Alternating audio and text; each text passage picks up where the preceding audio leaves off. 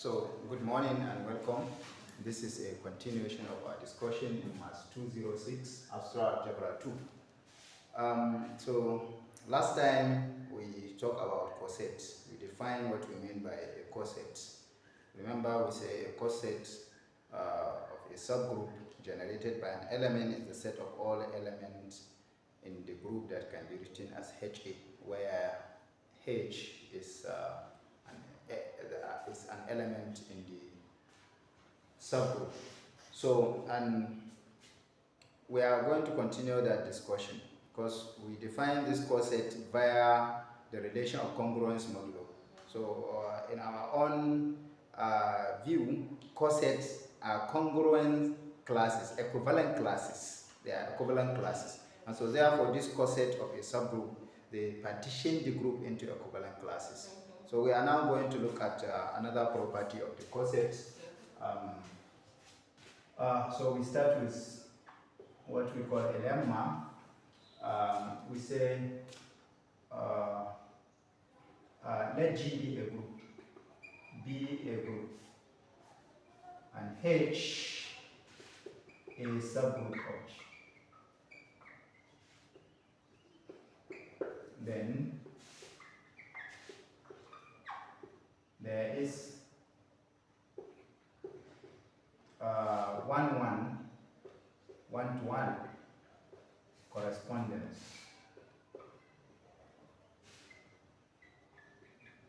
between any two right cosets. It can be left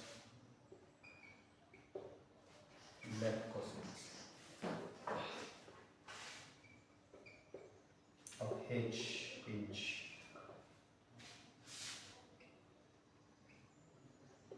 This lemma is actually telling us that, because if you say there is a one-one correspondence between two sets, and this correspondence is a bijective map. So it's in essence what you are saying is that they contain the same number of elements. That is, the cardinalities of the two sets are equal. I hope it's okay. You remember, like I said, this coset is a partitioning of the group.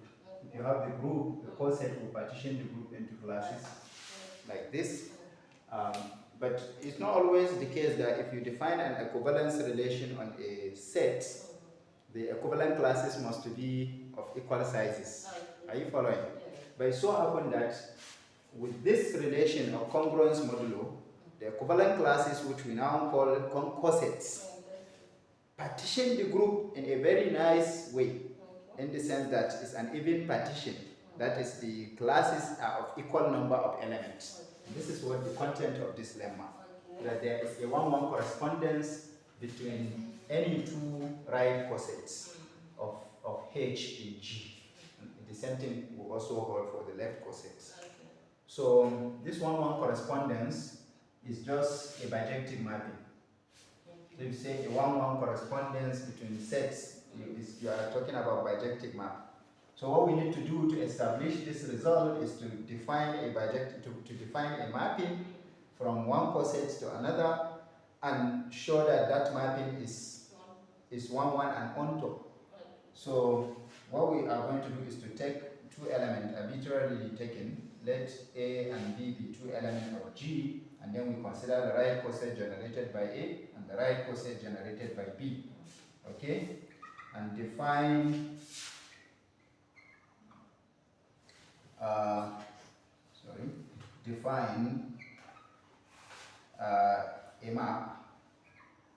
a mapping F. I don't know whether I should call it a mapping, but let me just say define F from HA, the right coset generated by A of H, into the right coset of H generated by B so take an element here and map it to an element here. So you have an expression for all the elements here. So for all H in H, every element here is some HA. So F will map that element to HP because all elements here are of the form HP. Then we need to show that this mapping is both well defined and one-to-one. So then we have that FH1A, that is for any two elements. You pick any two elements, H1 and H2 from the subgroup, and you assume FH1A is equal to FH2A. Remember, you want to show that relations are a mapping is one-to-one. So if images are the same, pre-images must be the same. And well-definedness, if pre-images are the same, any two elements in the codomain, in the domain are the same, then the images of the corresponding, the same element must also be the same. So by our definition, if you assume the image of H1A is equal to the image of H2A under this mapping, then what you are saying is H1B is equal to what? H2B. Because that is how we define the map. Is that okay? Yeah. We define it as such. But then, you can do left cancellation because you are working in a group, which is the case precisely when what? H1 is equal to H2. And this is by left cancellation, by right cancellation. Right cancellation. By right cancellation of the element B in G. And you perform this in G because this product may not necessarily be in H. And this is true if two elements are the same, multiplying a common factor from the right, A will not change the equality. So this is still the same. So actually, when images are the same, the pre-images are the same. And when pre-images are the same, the images are the same. So this is showing that what? The mapping is both well-defined and one-to-one. Showing that F is both what? Well-defined and one-to-one. You know, on a mapping, an element is not allowed to map to two different images. Okay? So this is what we have shown. So if this is one element, the images must be equal. Yeah. And if the images are the same, the pre-images must also be the same, one-to-one. Yeah. Okay? Now this mapping is also onto, since every element here, since every element y in HB is of the form, because element of the coset are of the form y equal to HB for some H, in H. It follows that the corresponding elements HA with this particular H will map to Y. Yeah. It follows that the corresponding element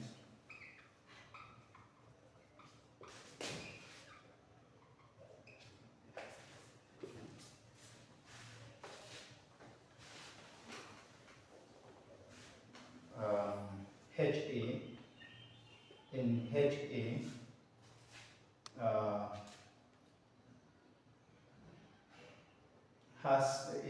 is such that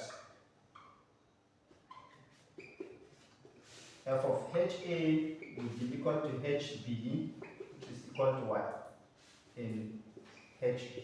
So if you pick any arbitrary element from here, it will always turn out to be an image. So this mapping is onto. Okay? Thus, F is onto. Or surjective. So we have a bijective mapping. A 1-1 and onto mapping from HA to HP. So this is actually established definition a one-to-one correspondence between the two right cosets. The situation is similar when you are talking about left cosets. So what this tells us is that so we have an immediate corollary that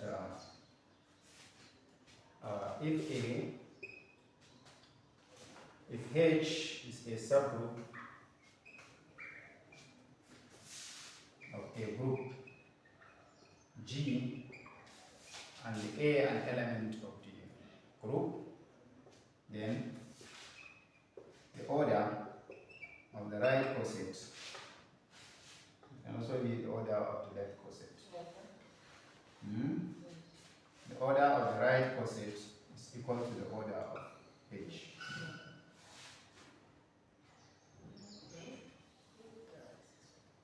Okay. And also, this will still be the order of the left coset generated by the same element. Because the lemma is already telling us that any two right cosets are of the same cardinality. Okay? Proof is an immediate consequence of the lemma. Since H is equal to what? HE, the coset generated by the identity, the coset of H generated by identity, the identity.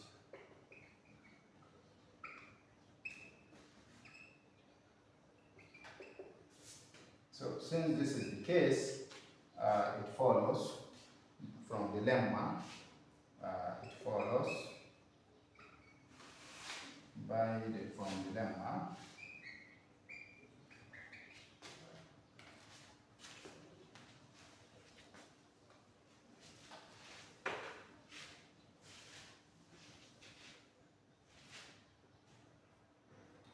that we have just proved that the cardinality of HA is equal to the cardinality of HE. But HE is H. Okay? Also, you can see that H is EH. And so by the lemma, this cardinality of H will be equal to the cardinality of what? EH, which is the cardinality of AH, the left coset generated by. So actually this is an immediate corollary one can immediately get from the lemma. So the lemma is already telling us that every coset consists of up to the order of H, number of elements. The number of elements in every coset is exactly equal to the order of the subgroup that you are dealing with. So, this is just one of the properties of the cosets that we require to prove Lagrange's theorem. So I will now talk about the theorem, which we now call Lagrange's theorem.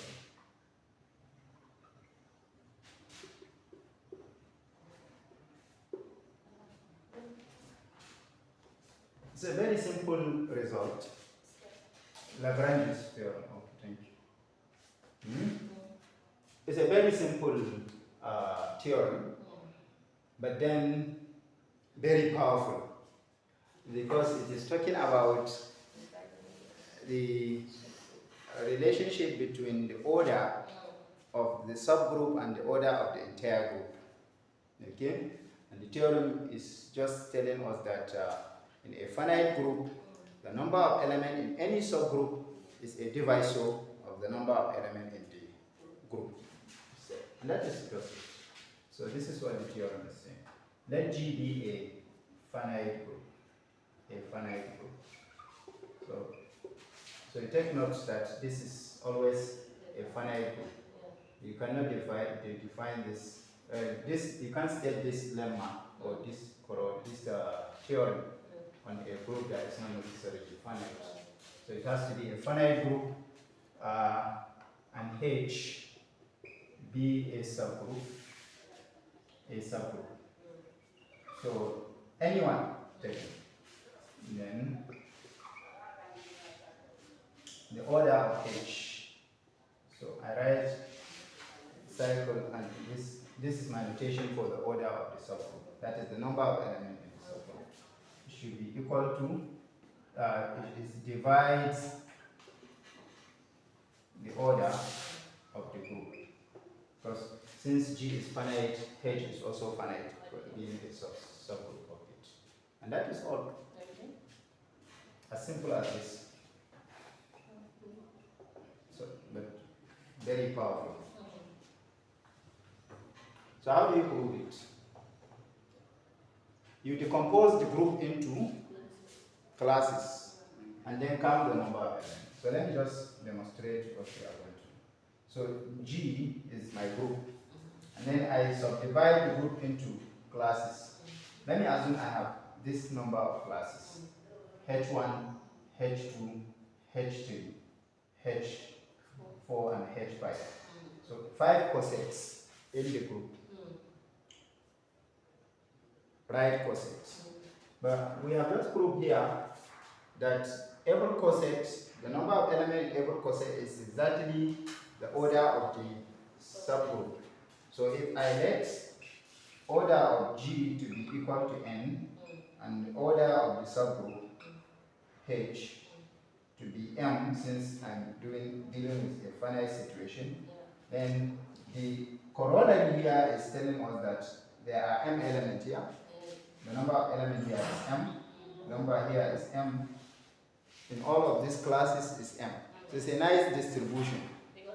Yes, it is a very nice partitioning, an even partition. Okay? So how do you know how many elements are in the group? You count them up. M plus m plus m up to the number of the cosets times. Is that okay? Yes. And whatever you arrive at, because for example here you are getting 5 of them.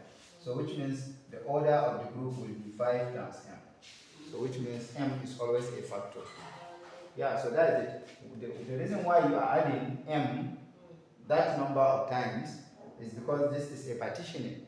No no single element is common in 2 different classes. So this is it. So let n be the order of G and m be the order of H. Okay? And suppose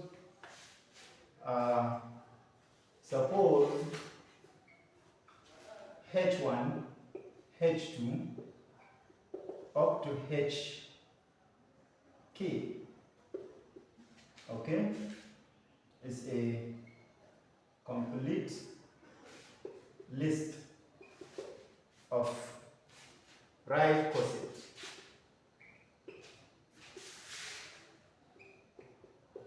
of H in G. Then we have a disjoint union. Then G is expressed as a disjoint union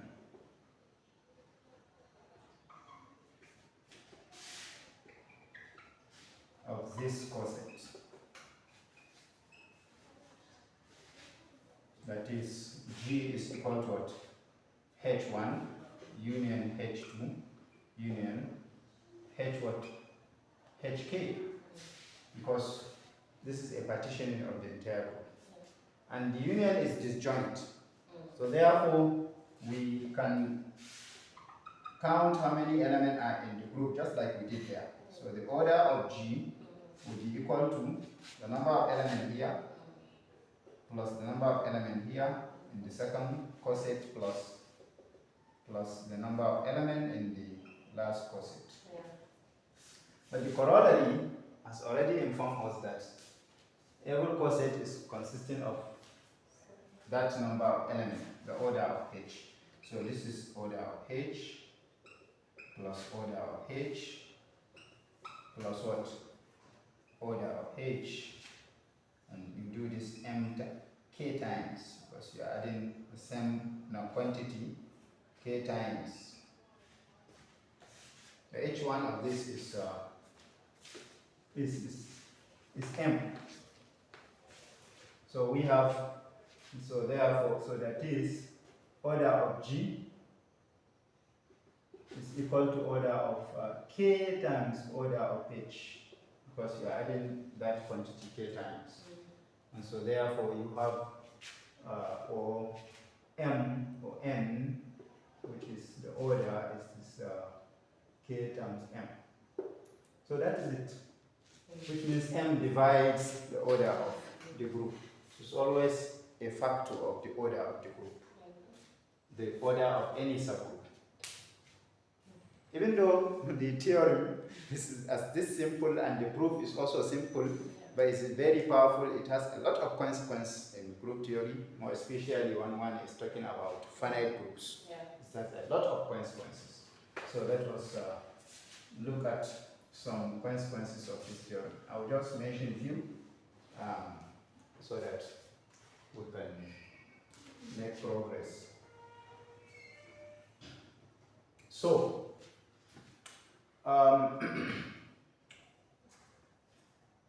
you should recall that, because we have already talked about this, just to mention a few of the corollaries to this theorem. Before this, let me just define this concept. The number, this particular number here, is the definition. So this number, the number k, what is this number? It is the number of distinct right cosets of h in G. Of distinct right cosets of what? H in G. This number is called the index of H in G, and it is denoted by the index of H in G. This is the notation for it. And you can see that by Lagrange's theorem,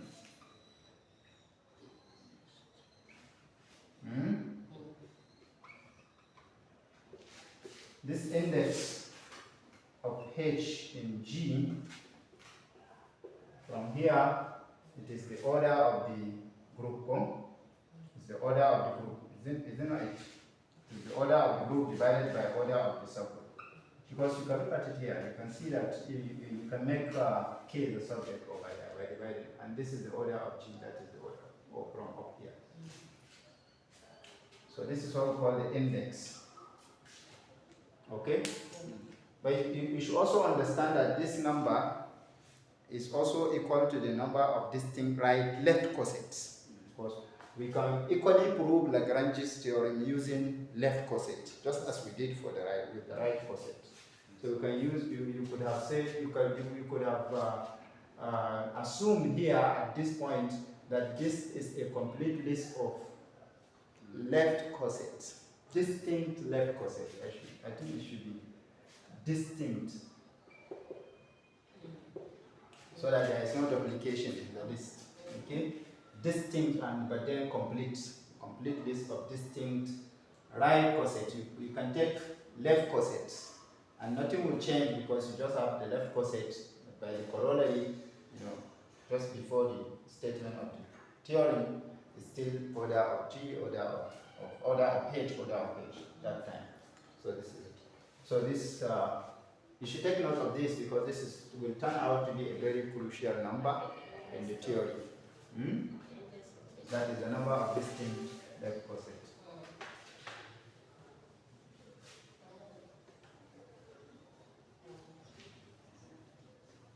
So now, so I say recall that the order an element A in G in the subgroup in a group G is the smallest or least integer. List of the positive integers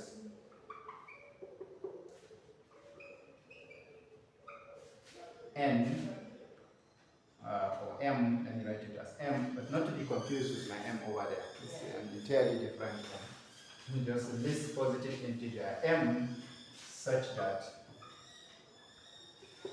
a to the m is identity. Okay?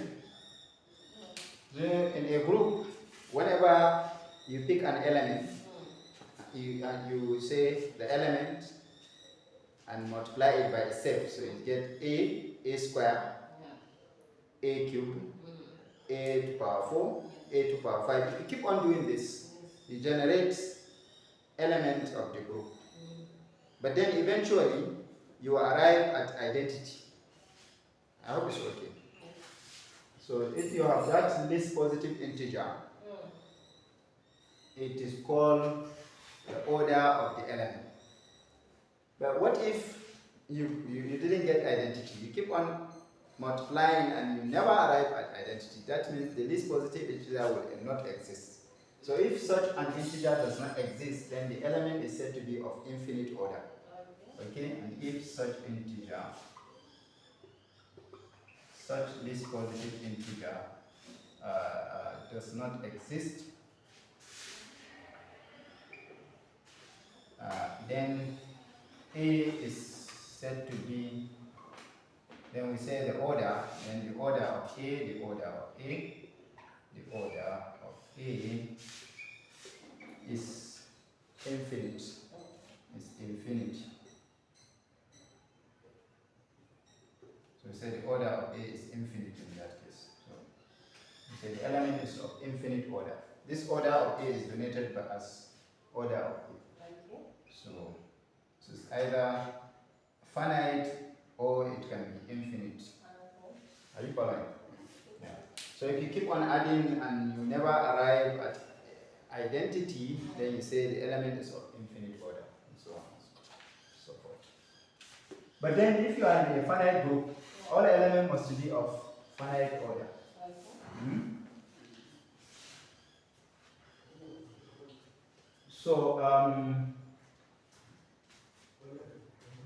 So it is true that if I think I have not mentioned this, but you can do it as an exercise that if H is if A is an element of the group, then the set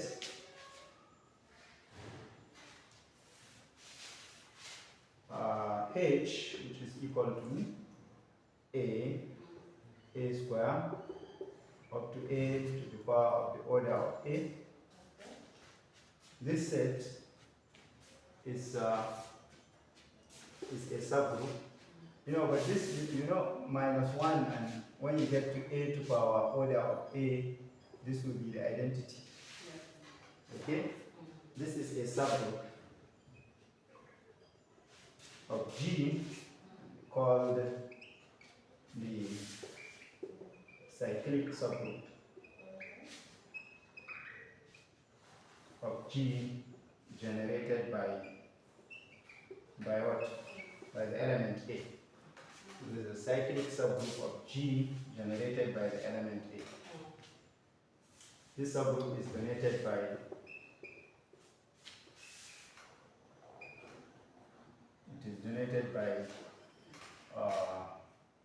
this. Yeah. So if there is an element A in G with the property that the cyclic subgroup generated by the element is the entire group, then G is called a cyclic group. Yeah, I will come to this discussion later on. I just don't want to go into a deeper discussion on cyclic group because I'm talking about Lagrange's theorem. So we'll come to talk about cyclic groups in more cyclic subgroups in more deeper sense. Okay. So you agree with me? This is a cyclic. Let me just give you a quick example. If you look at the group G, which is 1, minus 1, I, minus I, as in complex number I. This is a group. Now if you take this I, say I, and you try to generate a cyclic subgroup generated by I, say I square. Remember I square is minus 1, and then I what? Cube. I cube will be minus I, and the I 4, this will be 1. So at the end of the day, 4 is the order, but then you have generated all the elements of the group. So this is the entire group. So this group is cyclic because it contains an element that generates everything. Every other element is a power of this I. Likewise, minus I will generate the entire group. So this is what I'm talking about. And then, so with this, let me come back to what I call corollary to Lagrange's theorem. So this is what I want to mention now. A corollary. Corollary, what do you mean by corollary? Corollary is an immediate deduction from a theorem. We have just proved that the order of every subgroup in a finite group is a divisor of the order of the group. Now if G is a finite group, if G is a finite group and A an element of G, then it is also the case that the order of A divides the order of the group. Lagrange's theorem did not state this. It only talks about subgroups. But then, immediate consequence of the theorem is to say that not only for the subgroups, even if you look inside, every element you pick, its order will divide the order of the entire group. Why is this so? Because you can see here, elements are generating subgroups. So if you take the cyclic subgroup generated by an element, it will generate, it has the same order as the element. And so therefore, the order of that subgroup by Lagrange's theorem will divide the order of the group, thereby having the order of the element dividing the order of the group. So let us prove this thing. So consider the cyclic subgroup of G generated by what?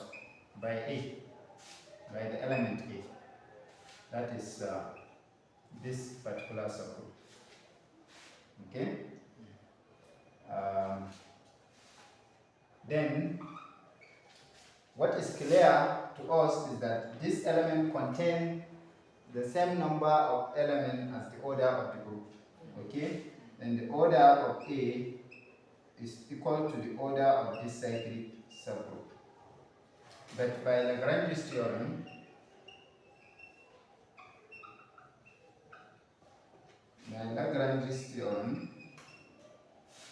the order of this cyclic subgroup divides the order of the group. Divide what? The order of the group. And so we are done. Because that is it.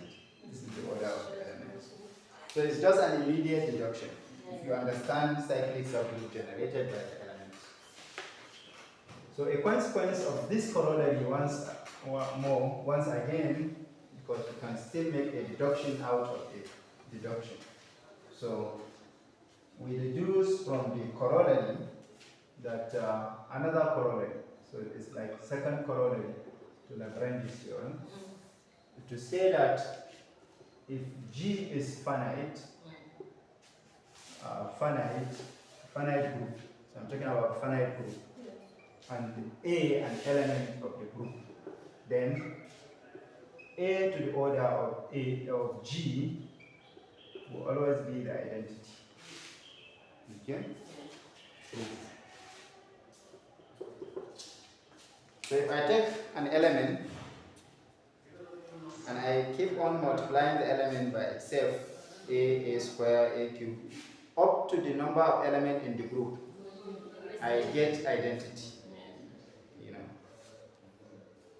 So it's not difficult to see because you are in a finite group. Every element is of finite order. So there has to be a time when you arrive at identity. So you always arrive at identity at least. Is it at least or at most? You arrive at identity, even if you can't go beyond the order of the elements. This is what I'm saying. So if you say A square, A cube, A3, if you keep on doing this, by the time you multiply to the index that is equal to the order of the entire group, you hit the identity. So this is like saying every element must have finite order in a finite group. So that is the consequence of this. That you cannot have an element of infinite order in a finite group, because this is finite group, this number is finite, the order of G, and A to the order is the identity. Do you get it? Yes. So this is it. Now by the last corollary, since I'm not numbering my corollaries, so by the last my results, corollary, the order of A, the order of G, is equal to K, or let me use R times the order of what? Of A for some positive integer. R. Because that is what it means to say divides. If this divides, it means a factor there, so it goes in without remainder. So, and this is the. So it's a multiple. Order of G is a multiple of the order of the element. Thus, A to the order of G is A to the order of what? A times R to power R times the order of A. Is that okay?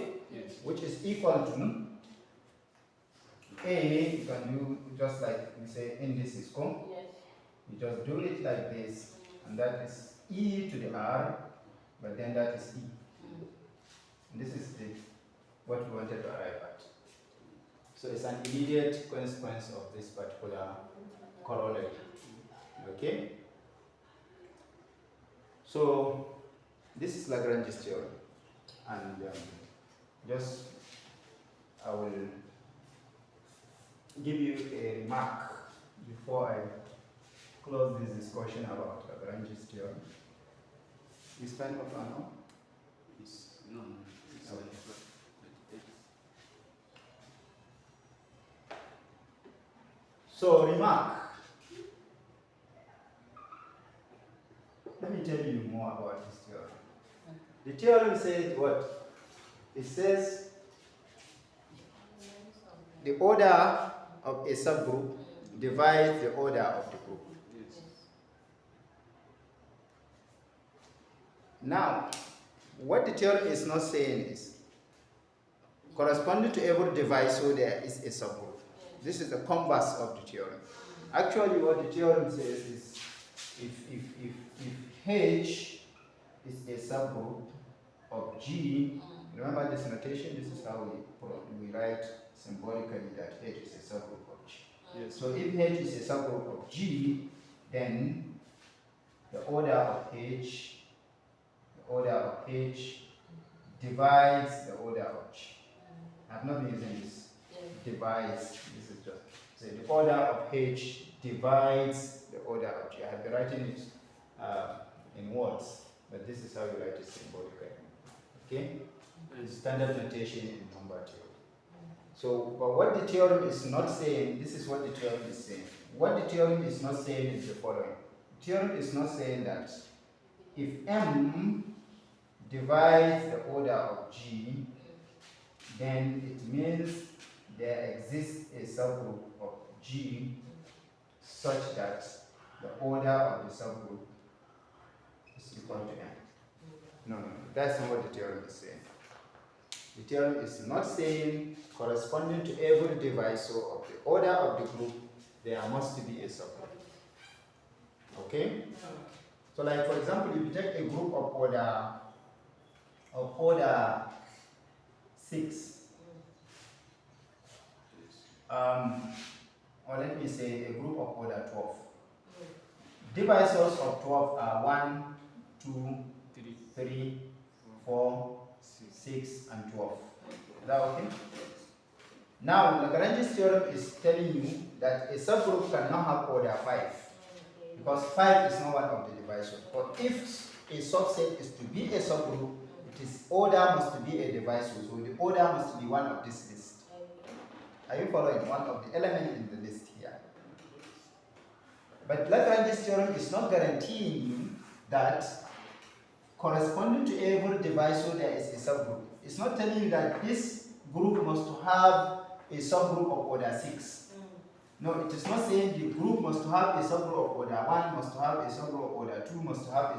This is not what Lagrange's theorem is saying. Are you following? Yes. But it is telling you that if you have any subgroup, the order must be one of this. Okay? Yes. For example, in the next class, I'm going to prove to you that there is a subgroup of order 12, a group of order 12 that does not have a subgroup of order 6, even though 6 is a divisor. Are you following? Yes. So that will be what we are going to discuss in the next class. We are going to demonstrate or show that, provide a counter example that the converse of Lagrange's theorem is not true. Okay? The fact that a number divides the order of the group does not imply, it shouldn't imply what?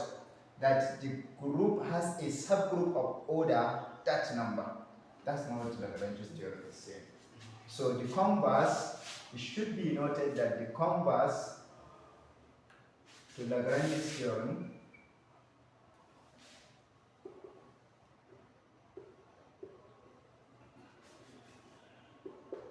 is not, it may be true, but it's not in general true. So what is this converse? But you know, so that is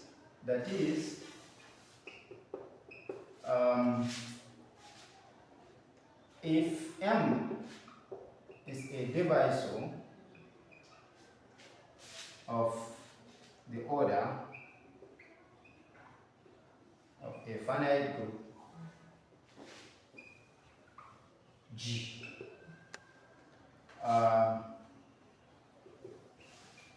it does not follow in general that G has a subgroup of order M.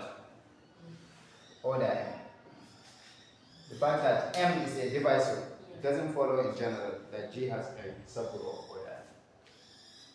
When we come to talk about finite groups, you know, there will be a course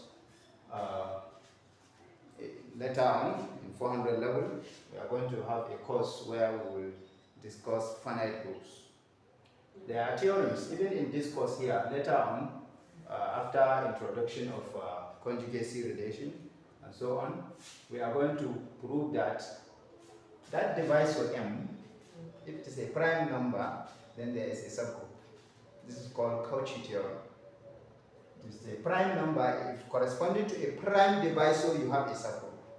But generally, corresponding to every divisor, there is no subgroup. I just mentioned that I'm going to show that there is a group of order 12, 6 dividing 12. But yet again, there is no subgroup of order 6. So you see 6, even though it's not a prime number. But if it is a prime number, Cauchy has already proved that corresponding to prime divisors, So this is a partial converse to Lagrange's theorem. Okay? And also there is a more powerful result of Silo that says corresponding to every prime power divisor, there is a subgroup. This one is going to be preserved at 400 level because we require some more tools to be able to prove Lagrange's theorem. So I think we are going to stop here. It's a good place to stop, so that in the next class we'll look at Converse of Lagrange's theorem, and then we'll talk about more about subgroups. Thank you very much.